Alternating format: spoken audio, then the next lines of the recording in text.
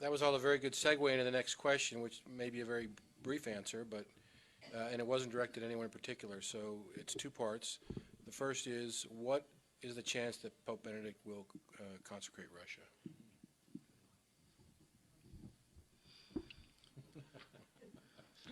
If Well, I, go if ahead. I could offer an opinion.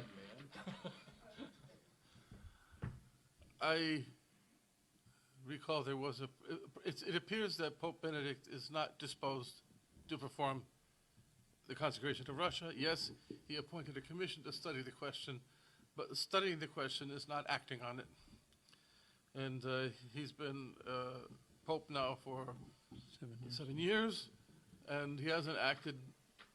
He appointed a commission to study, and I suppose the commission is still studying. The prophecy was made by a man with a visible stigmata, Antonio Ruffini.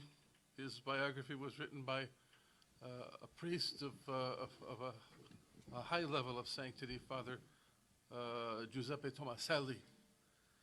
And I met Father Tomaselli a couple of times. I knew the stigmatist Ruffini personally for about 18 years. I did ask him on one occasion, point blank, is Pope John Paul II the Pope who's going to consecrate Russia? And he answered, no, it won't be Pope John Paul II. And it won't be the one after him. But the Pope after that will be the one to consecrate Russia. Now, I have to put in also the warning here, because people oftentimes they study prophecy and they get a wrong understanding. They say, well, after this Pope dies, won't the next one be a bad one, an anti-Pope? Well, the thing is, if he's an anti-Pope, he's not the Pope. Our Lady said the Pope has to consecrate Russia. The true Pope. There's going to be a true Pope, there's going to be a false Pope. Obviously, we're not talking about the false Pope, the bad one. We're talking about the legitimate successor. So it will not be Pope John Paul II. It will not be Pope Benedict XVI, according to the prophecy of this man whose prophecies are worthy of belief. Pope Pius XII authorized the construction of a chapel on the spot where he received the stigmata.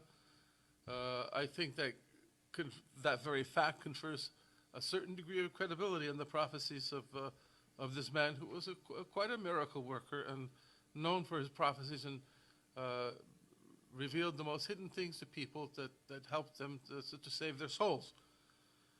So it will be, according to that prophecy, the legitimate successor of Pope Benedict will be the Pope who will consecrate Russia.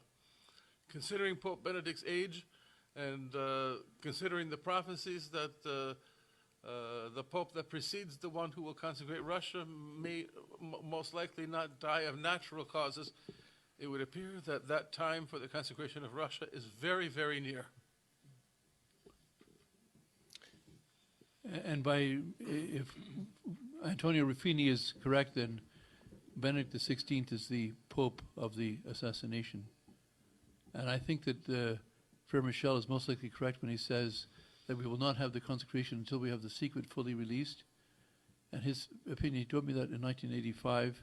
He said, I can't prove it's my opinion, but he said that Our Lady was insulted by the Vatican's refusal to obey the command to release the secret in 1960, and God will not give us the grace of the consecration until reparation is made for that disobedience, and the only reparation that can be made that will make it up is the release of the secret. And I think that there's also a natural reason for that. The secret will be a cleansing of the church. It will stop the disaster of Vatican II in its tracks by the people widely knowing what the secret is. It'll also be a call to repentance. As Malachi Martin said, having read the secret, and he announced on public radio a year before he died, he said, when the secret is released, the churches will be full, people will be on their knees, and there'll be long lines of confession. So I think that cleansing will be... They will be pounding their breasts and begging God for mercy. The secret is about the Pope and the bishops and the hierarchy. It's also about every member of the faithful as well. And it is sensational, it is extraordinary, and it will be quite a shock to a lot of people. but it's not the reason for not releasing it. It's salutary. It will affect the salvation of many souls, just releasing the secret alone, and it will lead to the consecration after that.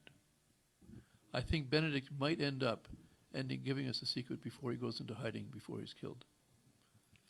There is some foundation for that, Father. In fact, my source in Fatima, someone you also know, who was very much in contact with the Carmelite sisters. This was in May of 1991. I was told that Sister Lucy had received a message from Our Lady that the secret will be revealed during the course of a major war. We know from prophecy that when some major catastrophic event will strike Iran, that the Third World War is very near. And in Sister Lucy's revelation she received from Our Lady was that in the course of a major war, the third secret will be revealed.